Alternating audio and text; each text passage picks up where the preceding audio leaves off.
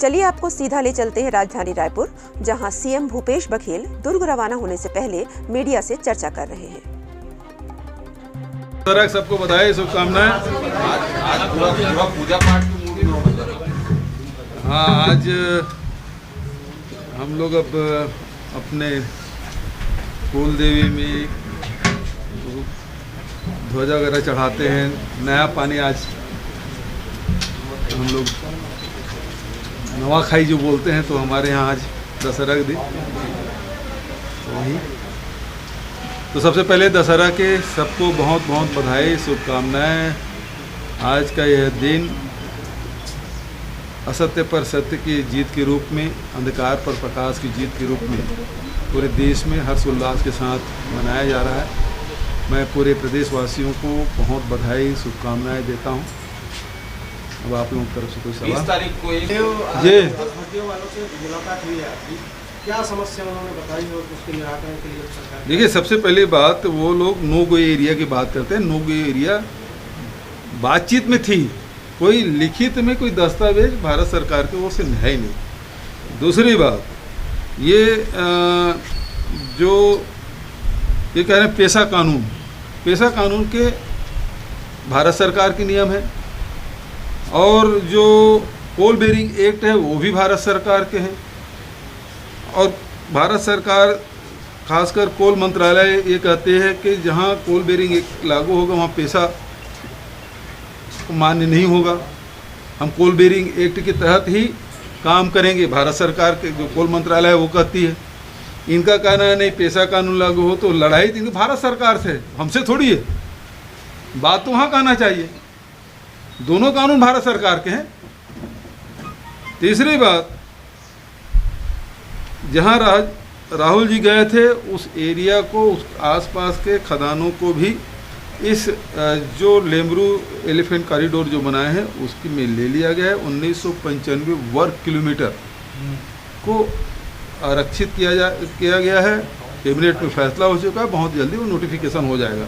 भारत सरकार के पिछली सरकार ने जो प्रस्ताव भेजा था, और भारत सरकार ने 452 वर्ग किलोमीटर को ही उसको आरक्षित किया था। और हम तो इस प्रत्याशा में कि भारत सरकार इसका विरोध नहीं करेगी, और इसलिए उसको बढ़ाकर, यदि कम करना होता तो अनुमति लेने की ज़रूरत थी। हम तो बढ़ा के नोटिफिकेशन कर रहे हैं, 452 की जगह 1995 वर्ग किलोमीटर कर रहे हैं, तो बढ़ा के कर रहे हैं, तो उसमें तो कोई बात नहीं है। जहाँ तक कि 3200 3400 के बाद कुछ मीडिया वाले लिख रहे हैं, सोशल मीडिया वाले भी लिख रहे हैं, किन लोगों ने विरोध किया इसको मुझे बताने की ज़रूरत नहीं है। पेशा का ड्राफ्ट बनाने के लिए लगातार बैठ के भी जो लोग उसमें भागीदार थे, आज तक के ड्राफ्ट तैयार करके गवर्नमेंट को नहीं दिए हैं। वो कौन लोग हैं उसको बताने की ज़रूरत नहीं है। तो यदि उसमें पेशा में कानून बनाना है, और जो लोग यहाँ से लेके बस्तर से लेके कोरबा तक के सब बैठक किए हैं, और वही जो लोग थे जो आज मांग कर रहे हैं, तो ड्राफ्ट तो आएगा गवर्नमेंट के पास, ड्राफ्ट आएगा तब तो निर्णय होगा। तो सब लोगों को गुमराह करने की आवश्यकता नहीं है। जहाँ तक आदिवासियों के हितों की बात है, कांग्रेस पार्टी पहले भी आदिवासियों के साथ खड़ी रही है, आज भी है और आगे भी रहेगी। छत्तीसगढ़ सरकार भी आदिवासियों के हित में जितना काम किया है पूर्ववर्ती सरकारों ने नहीं किया, जो वर्तमान सरकार ने किया है। उनकी मुलाकात राज्यपाल से हुई थी, राज्यपाल ने भी उन्हें आश्वस्त किया है कि उनके हक का हनन नहीं होने देंगे। उन्होंने कहा है कि हमारी मुख्यमंत्री से बातचीत चल रही है, अगर राज्य सरकार चाहे तो इसमें संशोधन ला सकती है। क्यों सर? ये जो केंद्र के जो बिल है उसमें कौन से बिल में?